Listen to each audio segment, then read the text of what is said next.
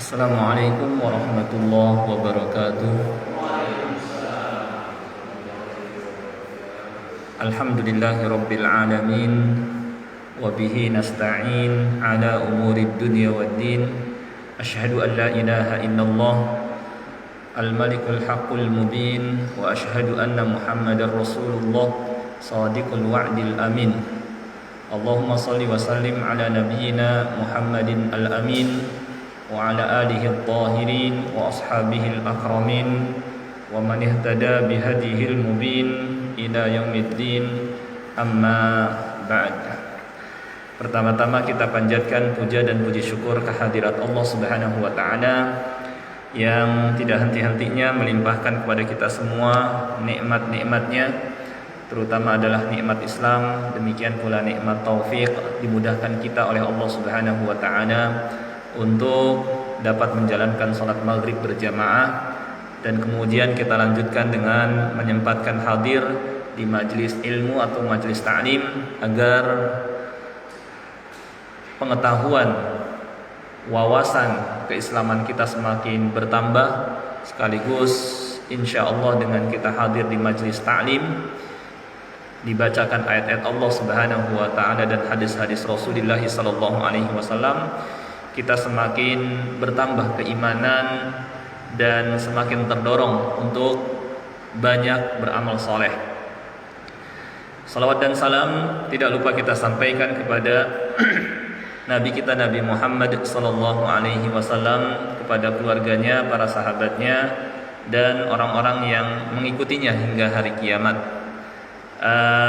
Pada kesempatan malam Ahad ini kita melanjutkan kembali mempelajari tafsir Al-Qur'anil Karim, masih mempelajari tafsir surah Al-Baqarah.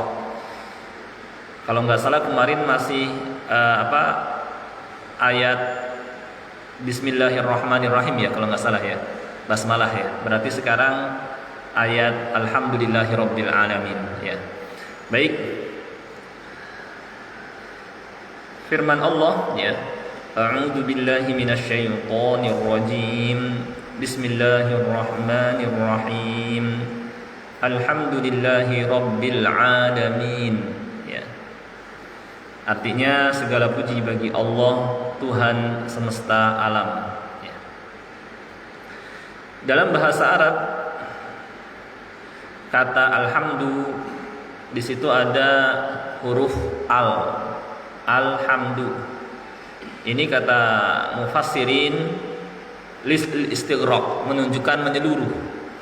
Oleh karenanya para penerjemah mengartikan dengan segala puji. Maksudnya adalah pujian secara menyeluruh, tidak setengah-setengah, bahkan sempurna, bahkan mutlak ya. Untuk siapa? Lillahi rabbil alamin, untuk Allah Subhanahu wa taala ya. Ini kepada Allah Subhanahu wa taala. Kalau kepada manusia yang memiliki kelebihan, kita terkadang memujinya, cuma tidak sempurna karena dia punya kekurangan di sisi lain. Tapi kepada Allah Subhanahu wa taala ya kita puji secara mutlak, secara menyeluruh, tidak setengah-setengah, dan dalam setiap keadaan ya. Pujian ya biasanya dilakukan karena seseorang misalnya ya memiliki kelebihan, keutamaan, perbuatan yang baik sehingga berhak mendapatkan pujian. Nah, kalau kepada Allah Subhanahu wa taala kita juga memujinya ya karena perbuatan Allah Subhanahu wa taala yang ihsan, yang baik ya. Karena tindakan Allah Subhanahu wa taala atau perbuatan Allah Subhanahu wa taala di alam semesta ini dairah baina al-ihsan, al-adli wal ihsan. Kalau enggak berbuat ihsan atau berbuat adil. Enggak ada ceritanya Allah Subhanahu wa taala berbuat zalim, menganiaya hamba-hambanya. Yang ada dia berbuat ihsan. memberikan kenikmatan, ya, mengabulkan permohonan hamba, bahkan mengetahui hajat kebutuhan hamba, ya, meskipun hamba belum meminta, Allah tahu kebutuhannya, maka Allah siapkan. Ya, Allah berfirman, wa atakum min kulli ma sa'altumuh. Allah memberikan kepada kalian apa-apa yang kalian mintakan. Wa in ta'uddu ni'matallahi la tuhsuha. Kalau sekiranya kalian mau hitung satu persatu nikmat Allah Subhanahu wa taala, la tuhsuha, niscaya kalian tidak sanggup menghitungnya. Ya. Nah, karena inilah Allah Subhanahu wa taala berhak mendapatkan pujian secara mutlak, secara menyeluruh. Ya, sehingga diartikan segala puji. Yani karena dia selalu berbuat ihsan, ya. Berbuat baik kepada hamba-hambanya. Karena dia berbuat ihsan, dia juga perintahkan hamba-hambanya berbuat ihsan. Wa ahsinu innallaha yuhibbul muhsinin. Berbuat baiklah. Sesungguhnya Allah menyukai orang-orang yang berbuat baik. Ya. Ihsan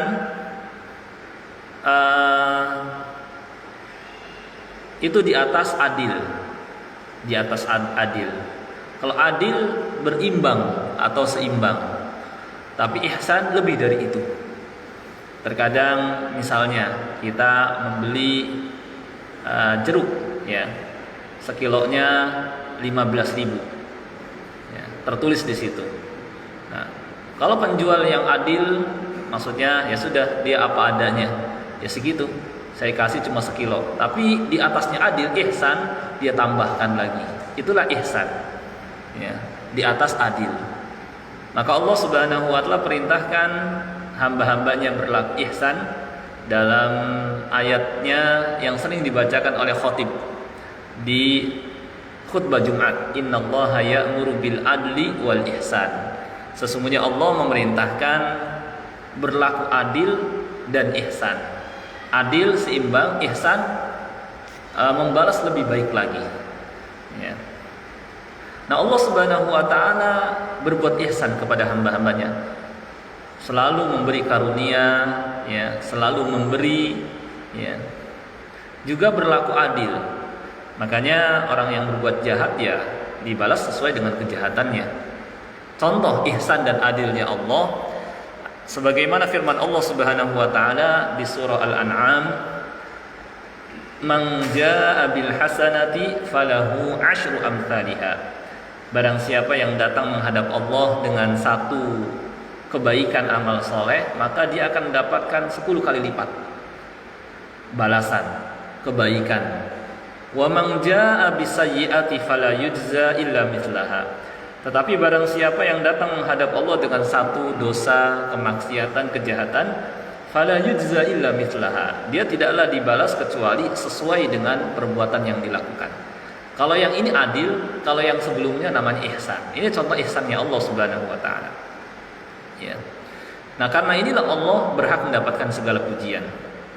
Di samping itu juga karena Allah Subhanahu wa taala memiliki nama-nama yang semuanya husna, indah. Ya. Enggak ada yang tidak indah, semuanya indah, husna. Ya. Maha pemberi rezeki, Maha penyayang, Maha pengampun, Maha adil. Ya, yang kalau kita mempelajari Asmaul Husna, kita akan mengenal sifat-sifat Allah Subhanahu wa taala dan akan tumbuh rasa cinta kita kepada Allah Subhanahu wa taala. Ya. Juga kenapa Allah Subhanahu wa taala berhak mendapatkan pujian secara mutlak, secara menyeluruh, ya. Karena Allah Subhanahu wa taala memiliki sifat yang sempurna, tidak memiliki kekurangan sama sekali. Ya, tidak ada cacat. Beda dengan manusia, terkadang dia tahu, terkadang tidak tahu. Ada kelemahan ketika sedang dia bangun, ada saatnya dia ngantuk, kemudian dia tidur. Ada saatnya dia ingat, kemudian dia lupa. Tapi Allah Subhanahu wa taala Maha mengetahui segalanya. Enggak ada yang tidak diketahui oleh Allah Subhanahu wa taala. Allah Subhanahu wa taala ingat semuanya, enggak ada yang dia lupakan. Allah Subhanahu wa taala selalu jaga, enggak pernah tidur. Oleh karenanya Allah berfirman, la ta'khuduhu sinatu wala naum. Allah tidak pernah ngantuk, juga tidak pernah tidur. Ya, kalau ada Tuhan sampai misalnya ngantuk atau tidur, tentu akan alam semesta ini terbengkalai. Yang ada banyak makhluk yang mati nggak mendapatkan rezeki. Tapi bukti Allah Subhanahu wa taala selalu memperhatikan semuanya, ya. Buktinya mereka semua bisa hidup. Ya, hewan-hewan yang ada di sekeliling kita tidak memberikan kepada mereka rezeki, mereka masih bisa hidup. Karena Allah yang nanggung rezeki mereka. Allah menjanjikan, wa ma min dabbatin fil ardi illa 'alallahi rizquha. Tidak ada makhluk melata pun di muka bumi melainkan atas tanggungan Allah lah rezekinya, ya. Di samping itu juga, jadi kenapa Allah Subhanahu wa taala berhak mendapatkan pujian secara mutlak, secara menyeluruh, ya, tidak setengah-setengah, ya. Dan dalam setiap keadaan, baik ketika manusia mendapatkan nikmat, bahkan ketika mendapatkan musibah pun Allah berhak mendapatkan pujian, ya. Karena kalau mendapatkan nikmat jelas, ya, dia berhak mendapatkan pujian. Kalau ada manusia mendapatkan musibah, Allah juga berhak mendapatkan pujian, ya. Karena Allah Subhanahu wa taala tidak berbuat zalim dengan musibah yang dia timpakan. Ada hikmah di balik itu. Mungkin buat pelajaran bagi dia agar dia berhenti dari kemaksiatan. Mungkin ada kebaikan buat dia, ya, karena dengan dikasih musibah, ya, dosa-dosanya terampuni. Mungkin dengan musibah itu dia semakin mau mendekatkan diri kepada Allah. Mungkin dengan musibah itu derajatnya semakin tinggi. Dia ingin memiliki derajat yang tinggi di sisi Allah, seperti para siddiqin, para syuhada dan orang-orang soleh. Cuma amalnya sedikit, ya, sholatnya cuma yang fardu aja, puasa jarang-jarang, cuma puasa Ramadan saja, baca Al-Quran pun ya nggak banyak, ya, sehari mungkin cuma 1 lembar saja, ya. Dia ingin seperti orang-orang dulu, maka dikasih musibah. Dengan musibah itu derajatnya semakin tinggi dan menyamai orang-orang yang rajin ibadah. Nah, ini hikmah-hikmah dari musibah, ya. Makanya Nabi SAW ketika mendapatkan nikmat, beliau mengucapkan alhamdulillahilladzi bi ni'matihi tatimmus shalihat. Tapi ketika mendapatkan kebalikan dari itu, musibah atau hal yang tidak beliau inginkan, beliau mengucapkan alhamdulillahi ala kulli hal. Segala puji bagi Allah dalam keadaan bagaimanapun. Di samping itu juga, kenapa Allah Subhanahu wa taala berhak mendapatkan pujian secara sempurna, ya, menyeluruh, mutlak dalam setiap keadaan, itu adalah karena nikmat-nikmatnya juga yang terus mengalir kepada manusia, ya, siang malam, ya, di setiap saat, ya. Ini semua menghendaki Allah Subhanahu wa taala dipuji, ya, dipuji.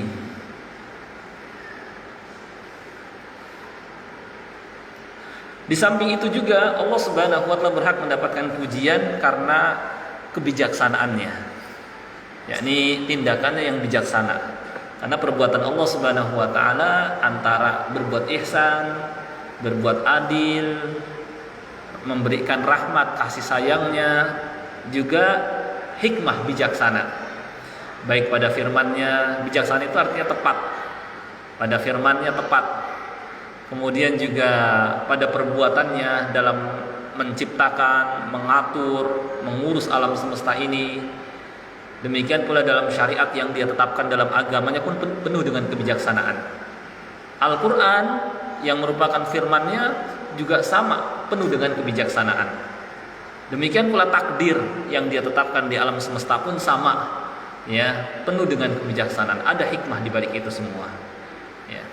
Nah, inilah mengapa Allah Subhanahu wa taala berhak mendapatkan pujian, karena beberapa hal tadi dan lain-lain, ya. Gitu. Baik. Selanjutnya, kata alhamdu itu dalam bahasa Arab sama dengan al-madhu. Jadi alhamdu sama dengan alhamdu, artinya sama-sama pujian. Tetapi ada perbedaan alhamdu dengan al-madhu. Kenapa di ayat ini Allah Subhanahu wa taala tidak menggunakan kata al-madhu, pujian bagi Allah, tapi menggunakan alhamdu?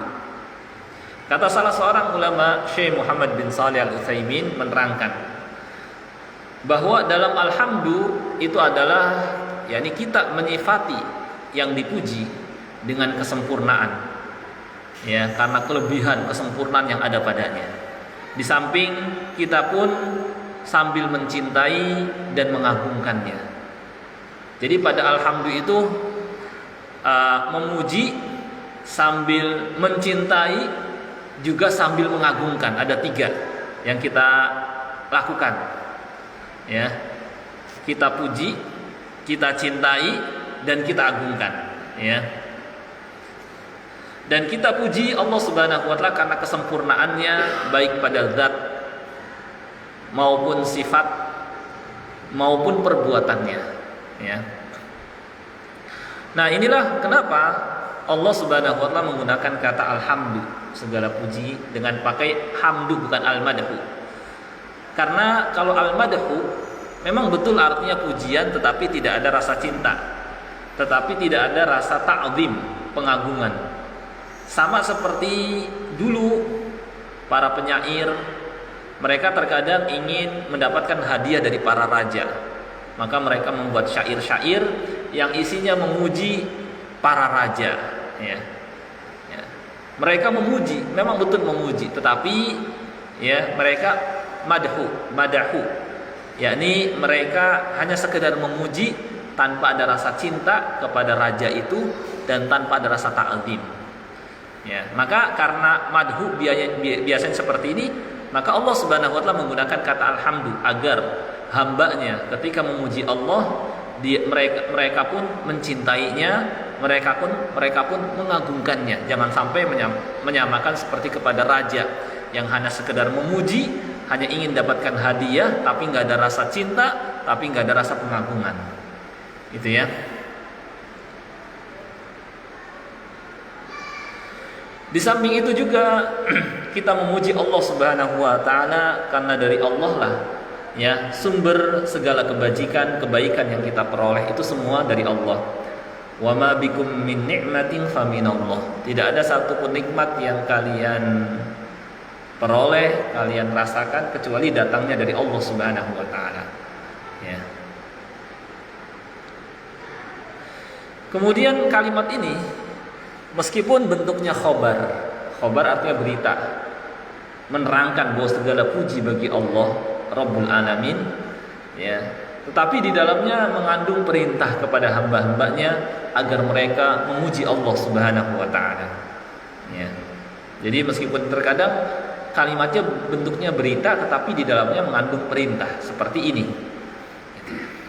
Sedangkan kata lam lillahi, ya, ini lil istihqaq, menunjukkan keberhakan, bahwa memang yang berhak mendapatkan pujian secara sempurna, secara keseluruhan, tidak setengah-setengah dalam setiap keadaan hanyalah Allah Subhanahu wa taala. Adapun selainnya tidak mutlak. Ya.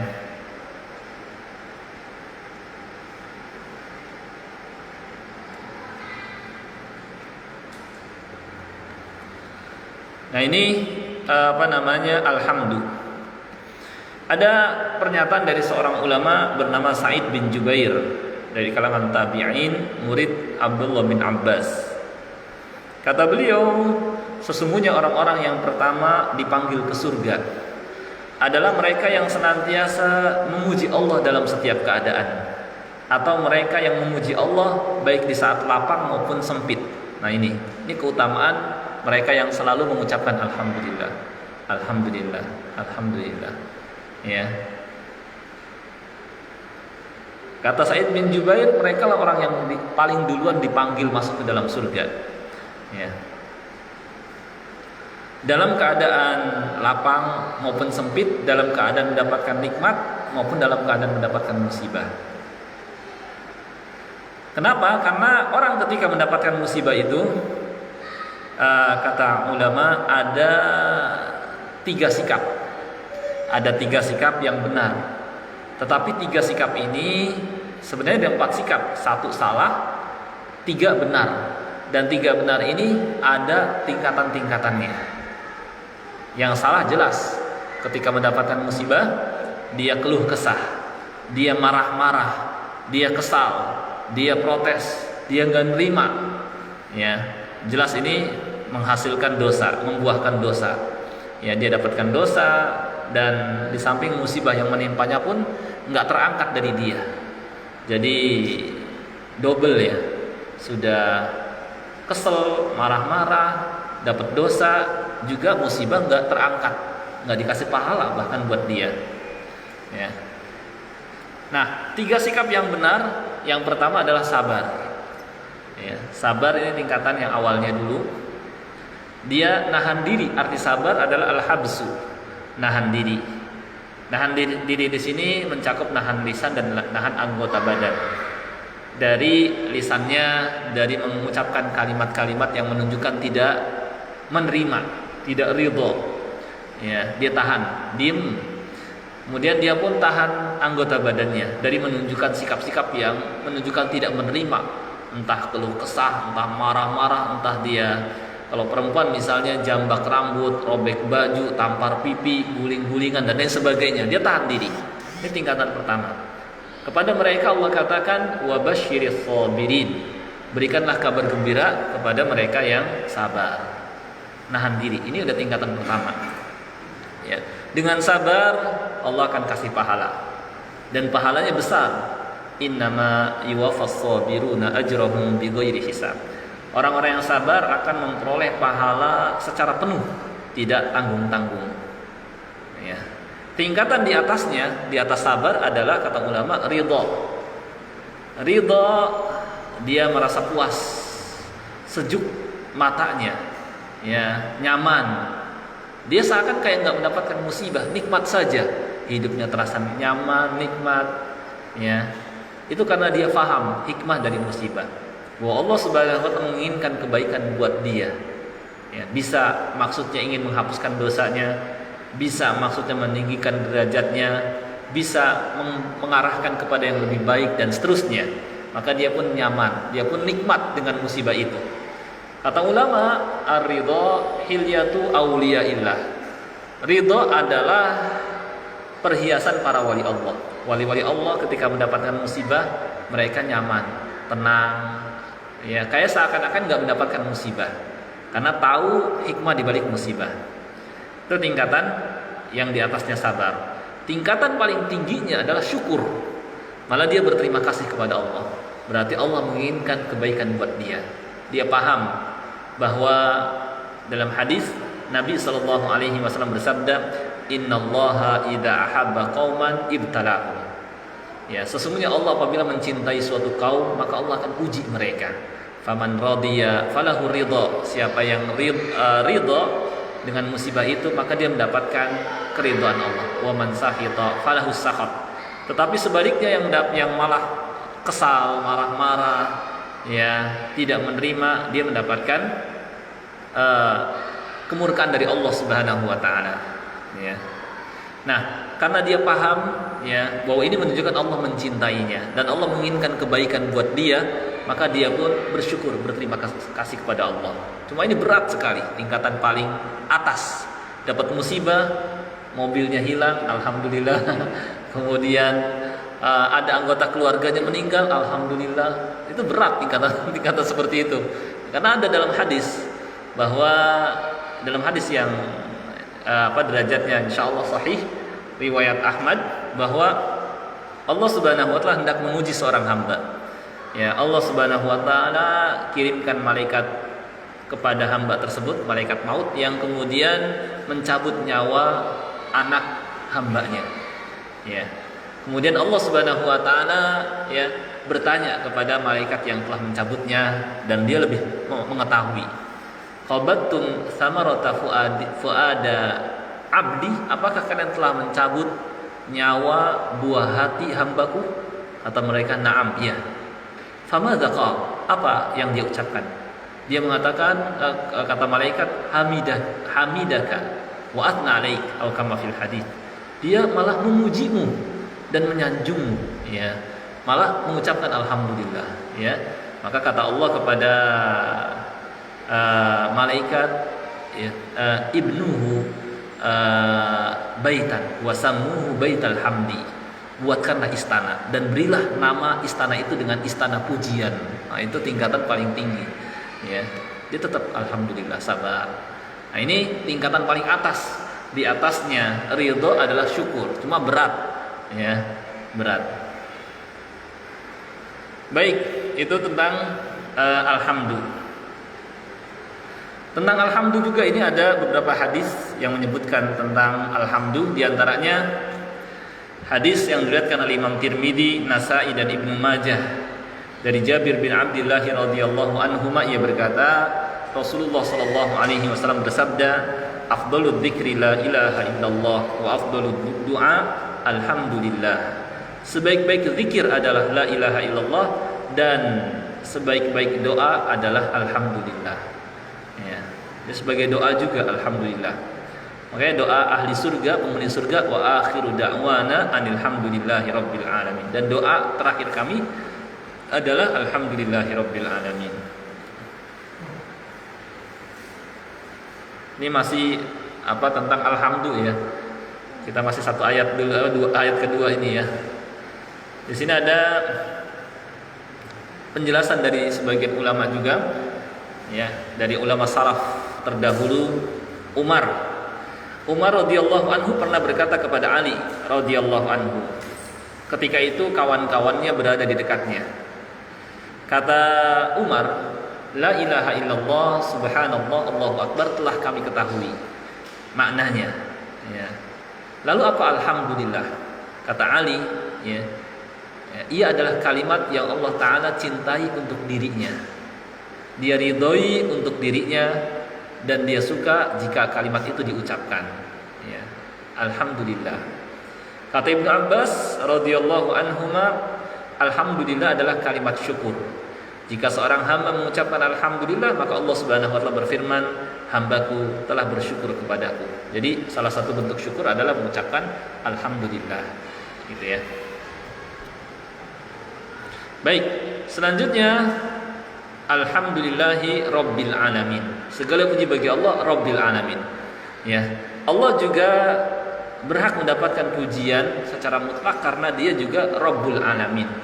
Rabb, dia yang menciptakan. Setelah menciptakan, dia tidak biarkan begitu saja makhluknya, ya. Kalau dia biarkan, tentu nggak bertahan lama. Hewan-hewan, tumbuh-tumbuhan, manusia nggak akan bertahan lama, ya. Baru berapa jam atau mungkin sehari semalam dan mati. Maka karena kasih sayang Allah, ya, setelah dia ciptakan, dia pun menyiapkan kebutuhan mereka agar mereka dapat melangsungkan kehidupan mereka di dunia. Allah berfirman, walakum fil ardi mustaqarru wa mata'un ilahin. Dan kamu di muka bumi ini ada tempat menetap dan kesempatan untuk bersenang-senang. Sampai kapan? Ilahin, sampai waktu yang ditentukan. Ada masa setelah kita bersenang-senang di dunia ini, kita akan meninggalkannya. Seperti saudara-saudara kita yang mereka telah berada di kubur. Dulunya mereka juga bersenang-senang seperti kita. Jalan-jalan, ngumpul-ngumpul, ngobrol-ngobrol, makan-makan, ya, bercengkrama dengan keluarga, bersenda gurau, main-main dan lain sebagainya. Tapi ada saatnya mereka harus meninggalkan dunia ini, ya, sehingga mereka pun kemudian singgah ke alam kubur, ya. Alhaakumut takatsur hatta zurtumul maqabir. Di antara mereka yang berada di dalam kubur ada yang bergembira dan ada yang menyesal. Siapa yang bergembira? Tentu mereka yang telah mempersiapkan bekal yang cukup, ya, di alam kubur, ya. Karena alam kubur kan perjalanan yang sangat panjang, Seorang kalau membawa bekalnya banyak tentu akan nyaman di perjalanan. Tapi kalau bawa bekalnya sedikit, ya, apalagi nggak bawa bekal, na'udzubillah min dzalik, yang ada dia menyesal. Dia akan berkata, Rabbi laula akhartani ila ajalin qarib. Ya Rabbi, kenapa engkau tidak beri lagi kesempatan saya hidup di dunia meskipun cuma sebentar, enggak apa-apa ya Allah. ya fa'asaddaqa, supaya saya bisa bersedekah, wa akum minas shalihin, dan termasuk orang-orang yang soleh, yang rajin sholat, yang rajin ibadah, yang rajin baca Quran, yang mengisi hidup di dunia dengan beramal soleh. Ya, kata Allah, wala yuakhirallahu nafsan idza jaa ajaluha. Allah sama sekali nggak akan kasih lagi kesempatan kalau sudah tiba ajalnya. Ya udah, nggak bisa balik lagi ke dunia. Mereka sudah dikubur udah, ya sampai hari kiamat baru dibangkitkan. Nggak ada ceritanya, ya Allah, ya ketika mereka minta kepada Allah dibalikan ke dunia, Allah kasih kesempatan hidup lagi, kemudian bergaul lagi dengan kita, ya beramal soleh kalau dia misalnya mau gitu, udah nggak bisa, udah dikubur-kubur, ya. Nah, karena memang ya wa mata'un ilahin, bahwa kita hidup di dunia ini sampai ada waktu ajal kita berakhir, setiap kita, gitu. Nah, Allah Subhanahu wa taala ya, dia berhak mendapatkan pujian karena dia Rabbul Alamin, yang telah menciptakan dan tidak membiarkan kita begitu saja. Kebutuhan jasmani dipersiapkan, ya. Diciptakan hewan-hewan, ditumbuhkan tumbuh-tumbuhan, diturunkan hujan dari langit, itu semua agar kita dapat menikmatinya. Kita bisa makan, ya kita bisa minum, badan kita tetap sehat, dan kita masih bisa melanjutkan sampai esok hari dan seterusnya sampai tiba ajal kita, ya.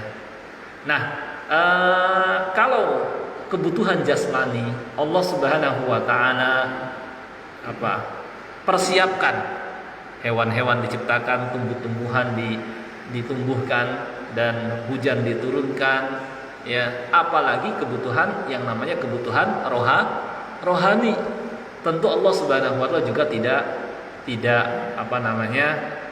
biarkan juga, ya. Bahkan Allah siapkan juga. Apa bukti bahwa kebutuhan rohani juga Allah Subhanahu wa taala persiapkan?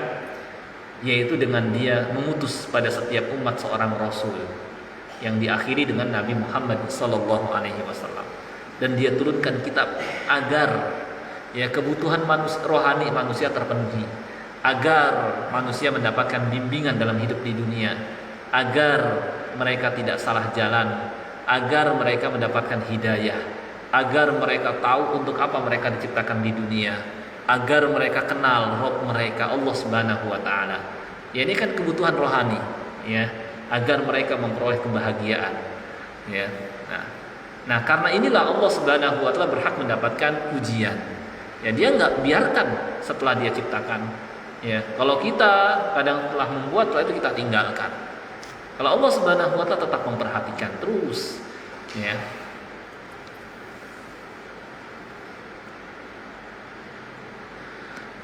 Ayat ini juga menunjukkan bahwa Allah Subhanahu wa taala dialah satu-satunya Rabbul Alamin, pencipta, penguasa, pengatur, pemberi rezeki alam semesta ini. Sendirian. Enggak ada di samping dia Tuhan. Enggak ada di samping dia yang ikut mengatur alam semesta.